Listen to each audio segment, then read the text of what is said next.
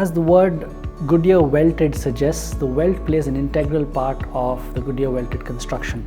It's basically a thin piece of leather like this that comes in rolls and is stitched to the shoe along the perimeter of the shoe. Now, when it comes to the welt, typically like this is what's called a flat welt, and most of our shoes would have flat welts. It gives a more formal look to the shoe. It's flat, and then for decorative purposes we would do a fudge wheeling on it. But then when it comes to boots, you would typically see something called a storm welt. A storm welt was done, as again the name suggests, shoes that are worn in, let's say, stormy conditions, for the water not to enter inside as easily as it would in a flat welt shoe. So more rugged shoes, things that were built to withstand the elements, would have a storm welt where the water can't go in as easily. And then there's a third one that's called a split welt. A split welt is where this welt is basically split in half. Some part of it comes to the top and another part of it goes to the bottom. Helps it be a little bit more water resistant than a flat welt. So that's three types of welt.